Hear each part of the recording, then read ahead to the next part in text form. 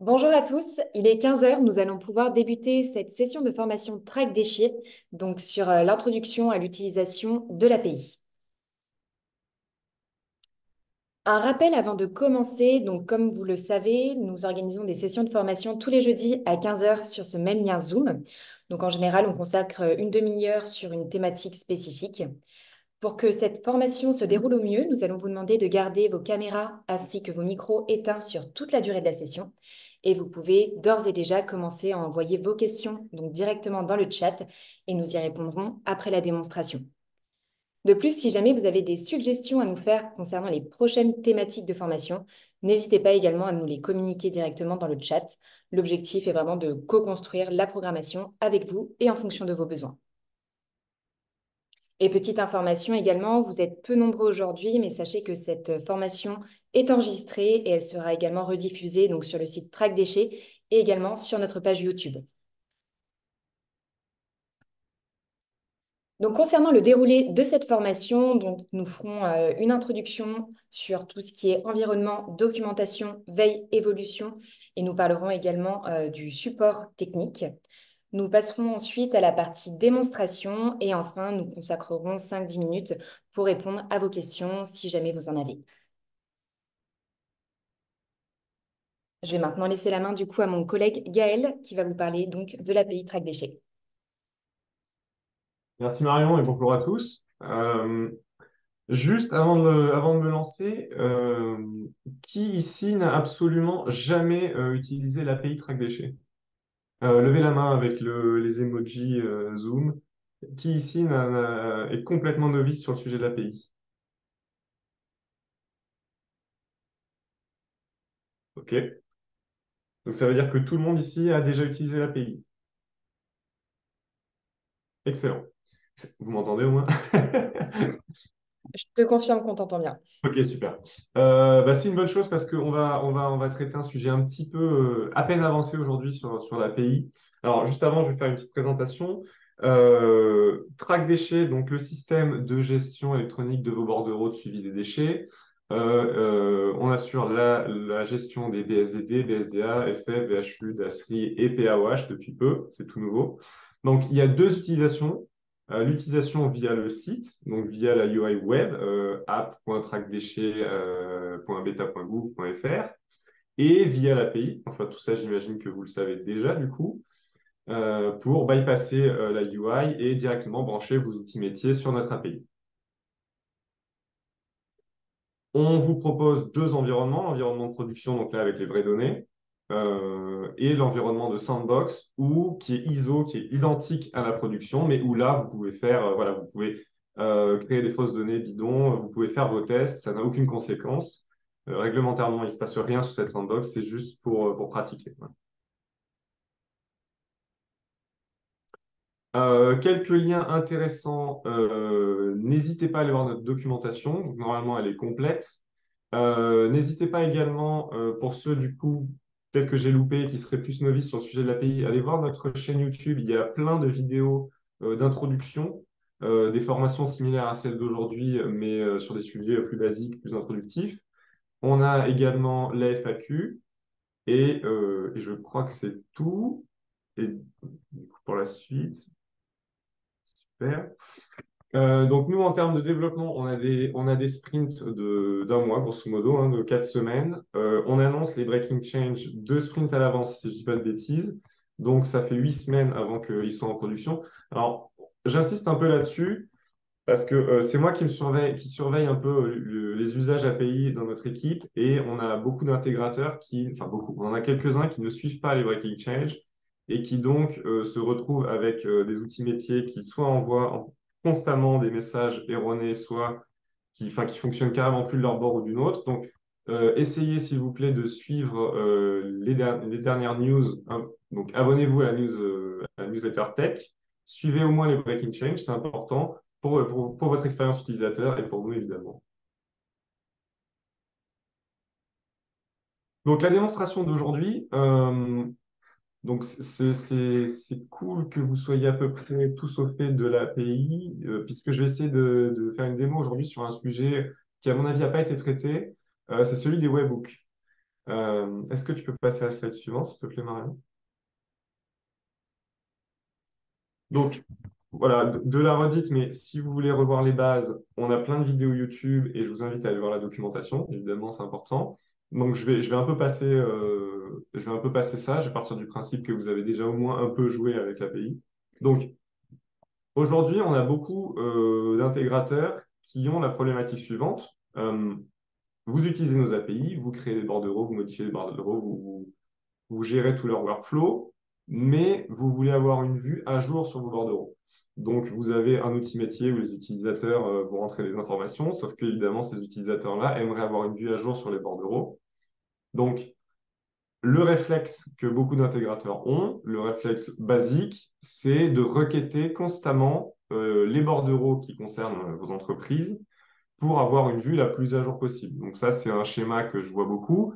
On va avoir des requêtes toutes les minutes ou toutes les heures, tous les jours pour ceux qui nous épargnent le plus, pour essayer d'avoir une vue à jour sur les bordereaux.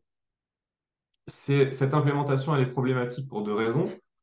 La première, c'est que votre outil n'est pas réellement à jour. C'est-à-dire que si, par exemple, vous récupérez les bordereaux toutes les heures, potentiellement, pendant une heure, vos bordereaux ne sont pas à jour. Donc, les statuts pourraient être désynchronisés ou d'autres informations.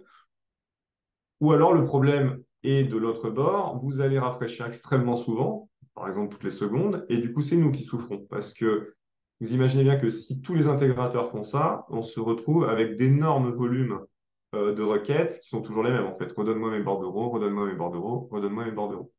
Donc, on a mis en place une solution idéale et optimisée pour pallier à ça, qui est les webhooks, qui sont les webhooks. Donc, le paradigme est inversé, c'est-à-dire plutôt que vous allez constamment nous requêter pour savoir si vos bordereaux sont à jour, c'est l'API track déchets qui va vous envoyer un message, qui va vous notifier pour vous dire ce bordereau a changé. Donc, vous, ça vous permet d'avoir votre base de données de bordereaux à un instant T, et de ne fonctionner plus que par différentiel. Donc, nous, on vous dira tel bordereau a changé et vous allez chercher l'information sur ce bordereau-là. Ça vous permet donc de faire une requête par changement et non pas 1000 requêtes par heure, que ça change ou que ça ne change pas. Et ça vous permet d'être parfaitement à jour en temps réel, puisque la notification n'est pas, il n'y a pas de délai, hein. Donc, aussitôt que la mise à jour a lieu, vous êtes notifié. Donc voilà, c'est ça que je vais démontrer aujourd'hui. Du coup, je vais récupérer la main sur le partage.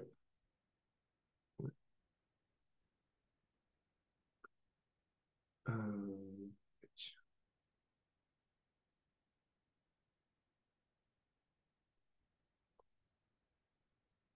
Donc, ici, vous voyez, je suis sur l'environnement de Sandbox. Donc, je vais utiliser la Sandbox pour faire la démo. Elle est Gaël, très... je me permets de te couper, on ne voit plus ton écran, juste ta caméra. Alors, pourquoi? Qu'est-ce qui s'est passé? Oui, c'est bon. Ah, ok, autant pour moi, j'ai fait une erreur. Là, normalement, vous devriez voir la Sandbox, c'est ça? Oui, c'est ça. Ok, super, merci. Donc, j'utilise la Sandbox pour ça. Donc, j'ai créé mon jeton d'accès. Je vais dans l'API, enfin, le playground GraphQL de la Sandbox. Vous avez l'adresse, hein. Donc, je ne vais pas repasser sur les bases, mais bon, peut-être juste vraiment la base de la base. J'ai mis mon jeton ici, donc j'ai créé mon jeton sur mon compte, mon jeton d'accès. Je l'ai récupéré, je le renseigne dans les headers, et après, voilà, je peux écrire des queries GraphQL. Je vous invite à aller sur la documentation à developers.trackdéchets.beta.gouv. Vous aurez toutes les requêtes possibles avec tous les paramètres que vous pouvez leur passer. Donc, voici un exemple, hein, la requête me pour savoir qui je suis. Je suis authentifié en tant que Gaël Furpois. Donc, moi, je vais recentrer cette formation sur les webhooks. Donc, je vais juste récupérer mes entreprises parce que vous verrez que je vais en avoir besoin. Via l'API, ce qu'on va faire, c'est créer un webhook setting. C'est-à-dire, on va dire, pour une entreprise donnée, je souhaite créer un webhook. Je vais préciser l'endpoint pour ce webhook. Et du coup, quand un bordereau qui concerne cette entreprise sera modifié, donc c'est-à-dire créé, modifié ou supprimé, l'endpoint sera appelé. Donc voici mes entreprises. Alors, c'est des entreprises de test, hein. Toutes les données sont bidons, on est sur la sandbox. Donc, je vais créer un webhook setting pour une de ces entreprises. Donc, je vais récupérer par exemple la première, hein, je vais récupérer l'ID de l'entreprise. J'ai besoin de son ID. Alors, faites attention, hein, j'ai besoin de son ID, pas de son SIRET. C'est bien de l'ID en base. Et je vais utiliser cette mutation create webhook setting. Donc là, voici les variables. Si je vais trop vite ou quoi, c'est la première fois que je fais ce genre de formation, donc peut-être que je vais un peu vite. N'hésitez pas à me ralentir dans le chat ou à me poser des questions. Ou peut-être les questions viennent après, je sais pas, on verra. En tout cas, pour le rythme, dites-moi. Donc, voici l'input. Je vais mettre l'ID de l'entreprise. Je vais mettre un endpoint. Alors, un endpoint, à quoi ça correspond? Dans la vraie vie, ce sera un serveur chez vous qui va être notifié dès qu'il y a un changement. Moi, dans le cadre de cette démo, je vais utiliser un site qui s'appelle Webhook Tester, que je vous invite à utiliser également pour vos tests. Donc, j'ai créé un endpoint ici, je peux copier le lien. Et donc, cet endpoint sera appelé quand il y aura une modification sur mes bordereaux. Donc, je vais renseigner l'endpoint ici. C'était peut-être déjà fait. Voilà. Ici, vous pouvez renseigner un token. Donc, ça, c'est si vous voulez ajouter une couche d'authentification. Alors, vous êtes obligé de le renseigner, mais après, vous pouvez de votre bord décider de ne rien en faire. Mais nous, on l'enverra. Quand on vous enverra un webhook, on enverra le token. Donc là, vous voyez que j'ai mis un texte bidon puisque je n'ai pas forcément besoin d'authentification. Et je veux que l'endpoint soit activé. Donc là, je vais envoyer l'invitation et je vais créer mon webhook. Vous voyez, le serveur me répond avec mon webhook qui est activé. Vous pouvez activer ou désactiver un webhook. Et chose importante, si nous, quand on a des modifications de bordereau, on appelle votre webhook et qu'au bout de 6 tentatives, à chaque fois, on se prend une erreur, donc que possiblement votre endpoint a été désactivé, on arrête de l'appeler. Donc ça, c'est pour nous économiser des ressources. Si votre endpoint ne fonctionne pas, on arrête de l'appeler. C'est pas grave, pour vous, de votre bord, vous verrez, vous pouvez réactiver l'endpoint à n'importe quel moment. À noter, il y a une autre requête ici qui vous permet de récupérer tous vos webhooks. Donc, je vais l'appeler. Donc, celle-là me permet de récupérer la totalité de mes webhooks. Et celle-là, une autre requête encore, tout est documenté dans la doc API, qui me permet de récupérer un webhook en particulier. Donc, celui-là, par exemple, si je veux le récupérer, voilà, j'ai l'information sur ce webhook. Donc, j'ai créé mon webhook. Comme vous voyez, ça m'a demandé une requête API. Et donc, dès à présent, il devrait fonctionner. Donc, pour le vérifier, je vais aller dans la sandbox, je vais utiliser l'interface, je vais faire une modification sur un bordereau, et normalement, le webhook devrait être appelé avec, premièrement, l'ID du bordereau modifié, et deuxièmement, l'événement. Il y a 3 événements possibles, update, donc create, update, delete. Vous serez informé des 3. Le webhook ne vous enverra pas plus d'informations. C'est un choix de notre part. On aurait pu éventuellement envoyer la totalité du BSD. On aurait même pu aller plus loin avec les métadatas. Il a été décidé que finalement, on garderait ça très très simple. Donc vous allez recevoir l'ID de votre côté. Vous en faites ce que vous voulez. L'implémentation la plus sensée, c'est juste vous récupérez l'ID et vous faites immédiatement dans la foulée une requête form ou BSDA ou peu importe et vous récupérez le bordereau associé pour avoir une vision à jour du bordereau. Donc ici, je vais chercher un bordereau qui... Voilà, donc c'est la même entreprise. Donc vous voyez que cette entreprise est déclarée comme destinataire sur ce bordereau. Donc normalement, si je fais une modification sur le bordereau, l'entreprise devrait être notifiée. Donc là, je vais faire une réception, peu importe les données que je mets dedans.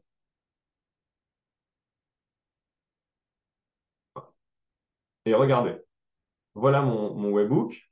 Je viens de recevoir une requête. Et si on regarde le contenu de la requête, on voit que l'action est une action d'update. Et on peut voir ici l'ID du bordereau, qui est le BSD qui se termine par ZBX. Si je vais dans mon interface, c'est...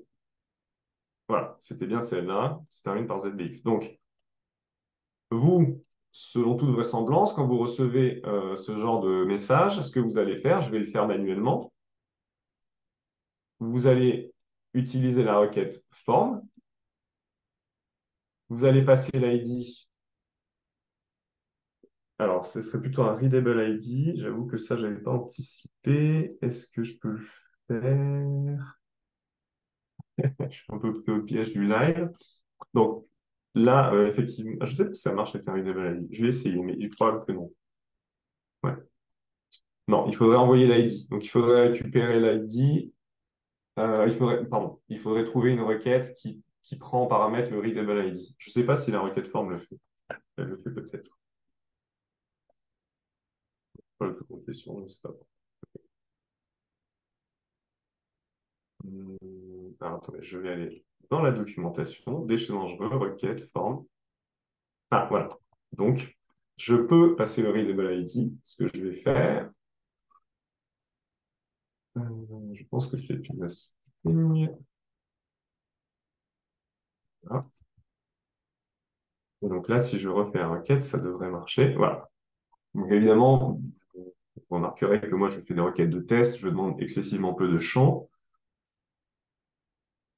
Alors, est-ce que vous recevez, très très bonne question déjà que je vois, est-ce que vous recevez une modif sur vos propres modifs API, j'imagine?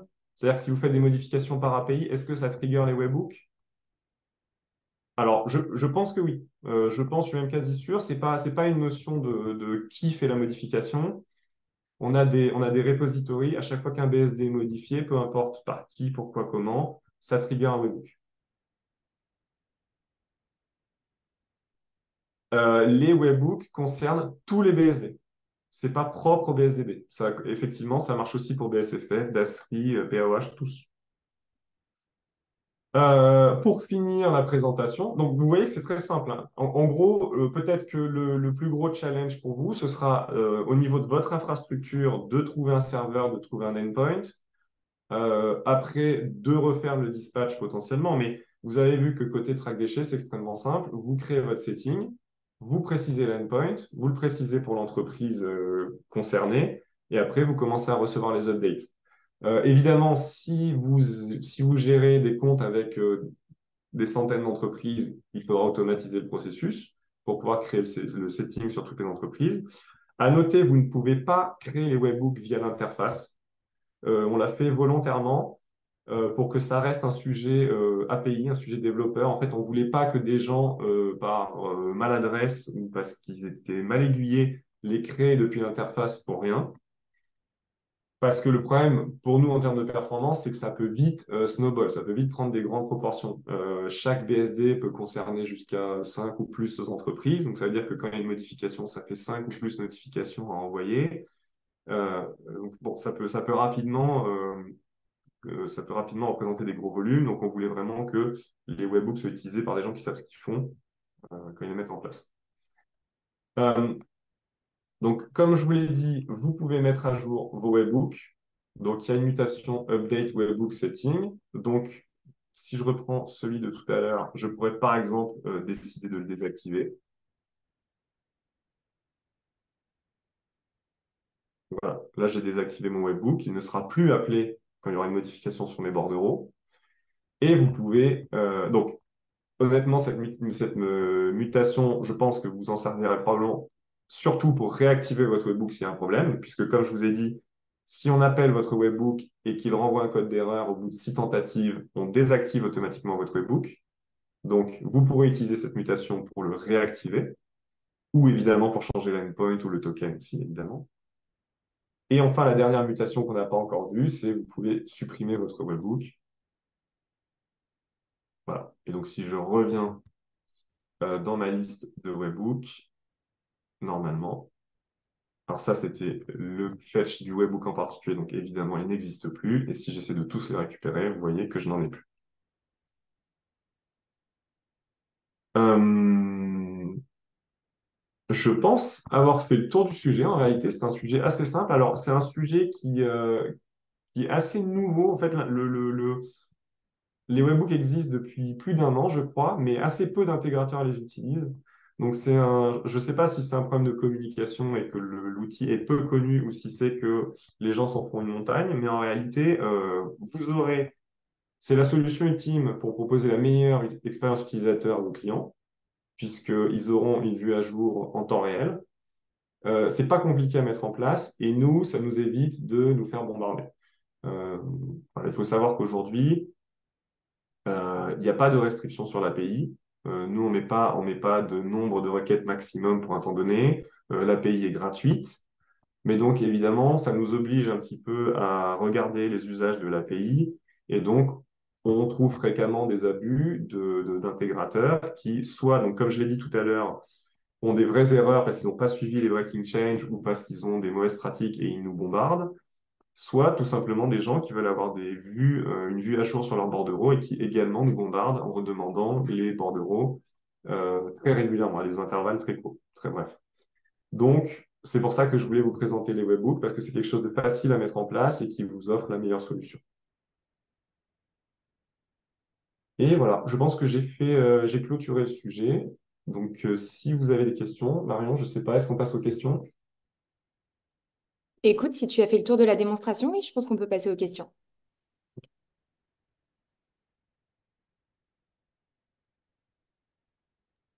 Donc du coup, si vous avez des questions en lien avec l'API, hein, n'hésitez pas à nous les poser directement dans le chat et nous y répondrons directement.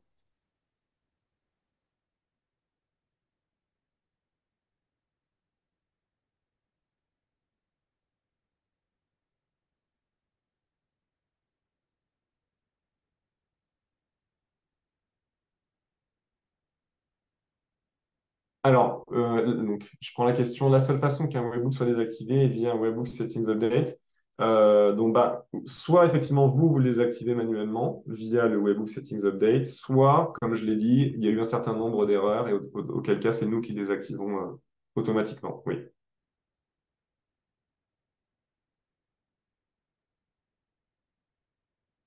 Après, le nombre d'erreurs est assez bas, hein. J'ai dit 6, mais je suis à peu près sûr que c'est vraiment 6. Donc, si pour une raison X ou Y, vous avez désactivé votre serveur ou qu'il est plus accessible, très rapidement, nous, on le désactivera.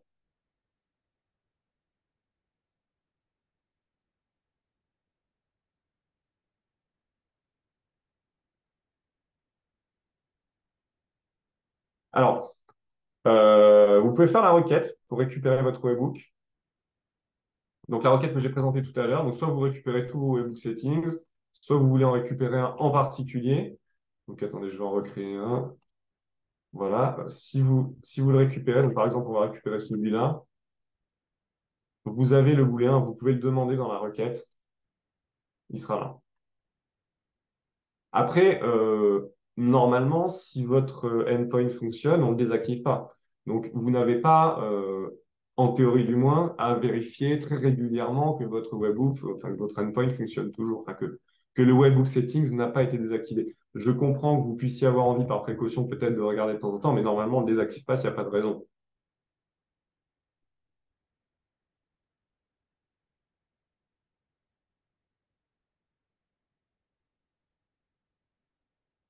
Peut-être finalement que la meilleure solution, c'est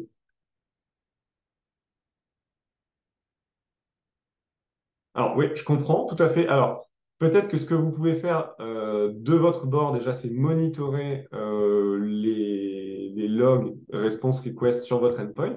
Donc si vous voyez que votre endpoint ne répond plus ou qu'il commence à renvoyer des codes d'erreur, vous déjà vous aurez une alerte comme quoi votre webhook est défaillant.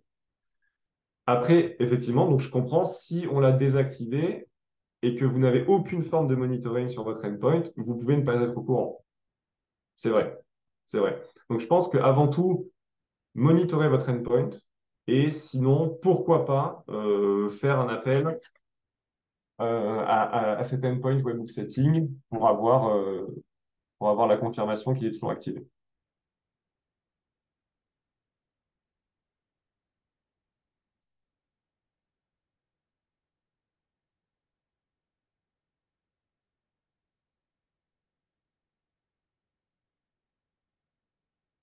Alors, sachant que on a des intégrateurs, de très gros intégrateurs, hein, très très gros, on parle de très grosses entreprises qui s'y sont mises, vous n'êtes pas obligé de faire la bascule du jour au lendemain. La plupart, ce qu'ils font, donc, ils ont cet ancien système de récupérer tous les bordereaux à intervalles réguliers.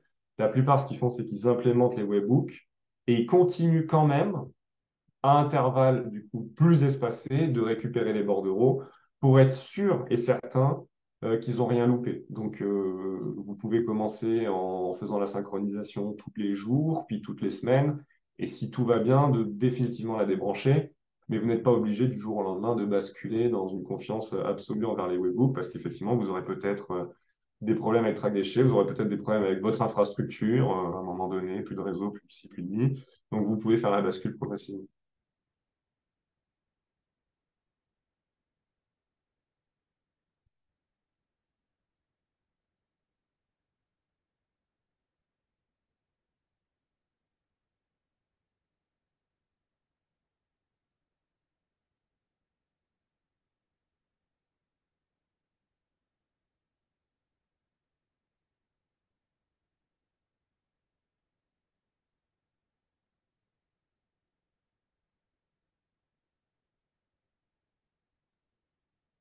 Si jamais il n'y a plus de questions, nous allons pouvoir du coup clôturer cette session de formation. Je vous ai envoyé dans le chat la présentation d'aujourd'hui, donc avec les différents liens, ce qui vous permettra notamment d'accéder à la documentation technique. Et je vais également vous partager un sondage. Voilà, n'hésitez pas à y répondre.